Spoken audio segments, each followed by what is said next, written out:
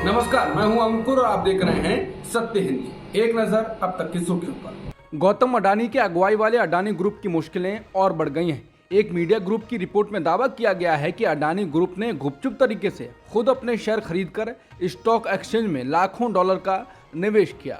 Organised crime and corruption reporting project यानी OCCRP की इस रिपोर्ट को गार्जियन और फाइनेंशियल टाइम्स के साथ शेयर किया गया है। इसमें अडानी ग्रुप के मॉरिशस में किए गए ट्रांजैक्शन की डिटेल का पहली बार खुलासा करने का दावा किया गया है। इसके मुताबिक ग्रुप की कंपनियों ने 2013 से 2018 तक गुपचुप तरीके से अपने शेयरों को खरीदा। Non profit media organisation OCCRP का दावा है कि उसने मॉरिशस के रास्ते हुए ट्रांजैक्शंस और अडानी ग्रुप के इंटरनल ईमेल्स को देखा है। उसका कहना है कि उसकी जांच में सामने आया है कि कम से कम 2 मामले ऐसे हैं जहां निवेशकों ने विदेशी कंपनियों के जरिए अडानी ग्रुप के शेयर खरीदे और बेचे हैं।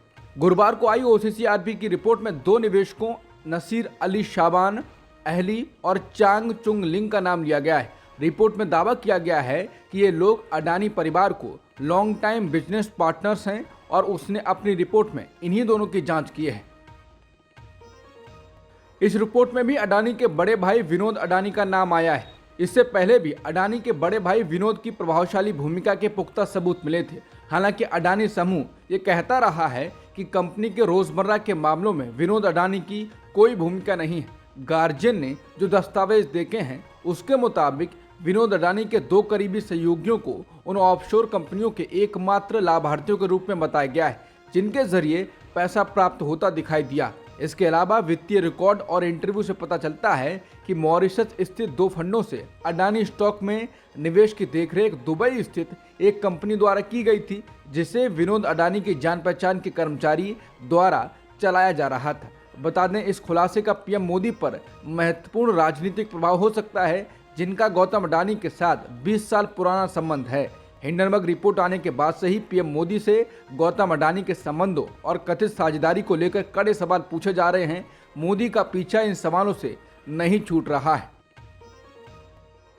अडानी ग्रुप ने उस रिपोर्ट को खारिज कर दिया है जिसमें कहा गया है कि समूह से जुड़ी कंपनियों ने भारतीय शेयर बाजार में लाखों डॉलर का निवेश कर अपनी ही कंपनी के शेयर खरीदे।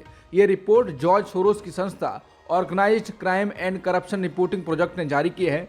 समाचार एजेंसी PTI के मुताबिक अडानी ग्रुप ने कहा है कि हम इस रिपोर्ट को पूरी तरह खारिज करते हैं। ये रिपोर्ट आधारहीन हिंडनबर्ग रिपोर्ट को पुनर्जीवित करने के लिए जॉर्ज सोरोस की संस्था और विदेशी मीडिया के एक वर्ग की कोशिश है। एक स्वतंत्र निर्णायक प्राधिकारी और अपैलेट ट्रिब्यूनल दोनों ने पुष्टि की थी कि सारे लेन देन कानून के अनुसार थे।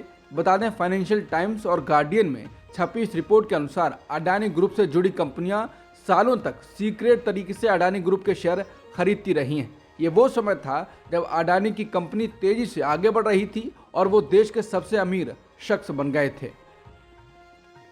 रिपोर्ट आने के बाद से ही आज अडानी ग्रुप के सभी शेयरों में आज जबरदस्त गिरावट देखी जा रही है। बता दें, जो रिपोर्ट आई है उसमें दावा किया गया है कि समूह में निवेश करने वाले 2 व्यक्तियों का अडानी परिवार के साथ नजदीकी रिश्ता है।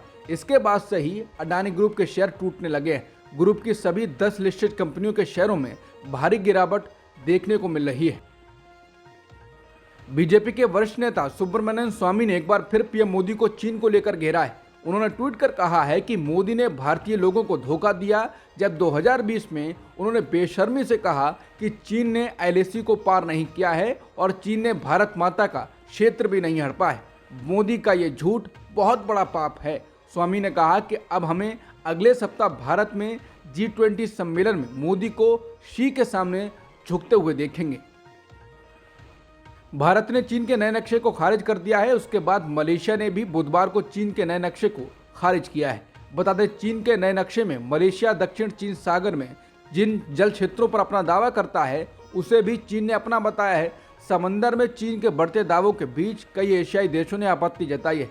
मलेशिया के विदेश मंत्रालय ने चीन के एक तरफा दावे को खारिज कर दिया है और कहा कि वो इसे मानने के लिए बाध्य नहीं है। बता दें, चीन लगभग पूरे दक्षिण चीन सागर पर अपना दावा करता है। दक्षिण चीन सागर से सालाना ट्रिलियंस डॉलर के अंतर्राष्ट्रीय कारोबार होते हैं। वहीं अंतर्राष्ट्रीय कोर्ट ने भी फैसला दिया है कि दक्षिण चीन सागर पर चीन का दावा वैध नहीं है। मुंबई के ग्रैंड हयात होटल में गुरुवार को इंडिया गठबंधन की बैठक शुरू हो रही है। 2 दिवसीय इस बैठक में विपक्ष की 28 पार्टियों के 63 नेता शामिल होंगे। माना जा रहा है कि इस बैठक में गठबंधन के लोगों और आने वाले चुनावों के एक्शन प्लान पर चर्चा हो सकती है।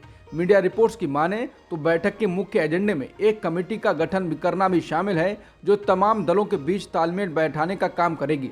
समझा जाता है कि गुरुवार को अनौपचारिक बैठक के बाद शुक्रवार को औपचारिक बैठक के दौरान सीट बंटवारे के मुद्दे को तय करने के लिए एक कमेटी सहित कई अन्य कमेटियों की घोषणा हो सकती है। हालांकि इन कमेटियों को सीट शेयरिंग फॉर्मूला तय करने के लिए निश्चित समय सीमा दी जा सकती है। रक्षाबंधन पर बिहार के सीएम नीतीश कुमार की बड़ी बहन उषा देवी ने कहा है कि मैं चाहती हूं कि वो अच्छे से राजनीति करें। उनकी तमन्ना है कि उनका भाई देश का प्रधानमंत्री बने, बाकी भगवान की मर्जी है। उन्होंने कहा कि मैंने छठी मैया से मन्नत मांगी थी कि जब मेरा भाई बिहार का सीएम बनेगा तो मैं छठ व्रत करूंगी। जब वो पहली बार सीएम बने तब से लेकर मैं आज तक छठ व्रत करती हूँ।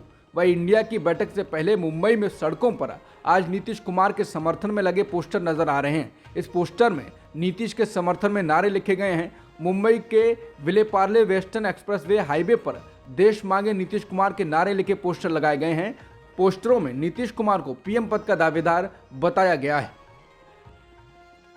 केंद्र सरकार ने सुप्रीम कोर्ट से कहा है कि वो जम्मू कश्मीर में कभी भी चुनाव कराने को तैयार है, लेकिन अभी केंद्र शासित प्रदेश को राज्य का दर्जा वापस मिलने की कोई सटीक टाइमलाइन नहीं बताई जा सकती है। बता दें, सुप्रीम कोर्ट ने मंगलवार को केंद्र सरकार से पूछा था कि जम्मू कश्मीर के राज्य का दर्जा बहाल करने का सरकार का रोडमैप क्या है। इस सवाल के जवाब में गुरुवार को केंद्र सरकार ने कहा कि केंद्र शासित प्रदेश का दर्जा अस्थायी है। हम जम्मू कश्मीर केंद्र शासित प्रदेश के राज्य का दर्जा बहाल करने के लिए कोई सटीक समय सीमा नहीं दे सकते, लेकिन जम्मू कश्मीर को राज्य का दर्जा बहाल करने की प्रक्रिया पहले ही शुरू हो चुकी है। इसके साथ ही सॉलिसिटर जनरल ने अदालत को बताया कि केंद्र सरकार जम्मू कश्मीर में कभी भी चुनाव के लिए तैयार है। वाराणसी पुलिस ने बनारस हिंदू विश्वविद्यालय में एक दलित सहायक प्रोफेसर की शिकायत के आधार पर मामला दर्ज किया है। इंडियन एक्सप्रेस की रिपोर्ट के मुताबिक आरोप है कि दलित महिला प्रोफेसर के विभाग में एक महिला और 2 छात्रों सहित 2 सहयोगियों ने उनके साथ मारपीट, छेड़छाड़ और अपमानित किया। हालांकि घटना 22 मई को हुई थी, लेकिन पुलिस ने 27 अगस्त तक मामला दर्ज करने से इनकार कर दिया। पुलिस ने कहा कि शुरुआती जांच के बाद 2 सहायक प्रोफेसरों सहित 4 आरोपियों के खिलाफ मामला दर्ज किया गया है। शिकायतकर्ता फैकल्टी की एक सीनियर सहायक प्रोफेसर है। उन्होंने आरोप लगाया है कि आरोपी उनसे रोजाना कपड़े उतारकर विश्वविद्यालय के चक्कर लगाने को कहते थे। भारतीय क्रिकेट टीम एशिया कप 2023 के लिए बुधवार को श्रीलंका पहुंच चुकी है। भारत का पहला मैच पाकिस्तान के खिलाफ है, जो शनिवार को खेला जाएगा।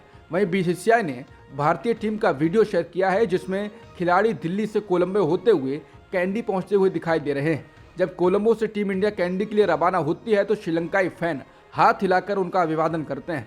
बता दें, टूर्नामेंट का आगाज बुधवार से हो चुका है। टीम इंडिया के साथ अभी केएल राहुल नहीं गए हैं। वो नेशनल क्रिकेट एकेडमी बेंगलोर में हैं। राहुल शुरुआती 2 मैचों में नहीं खेल पाएंगे। अब तक की खबरों में इतना ही। बाकी खबरों के लिए बने रहिए सत्यहिंदी.com के साथ।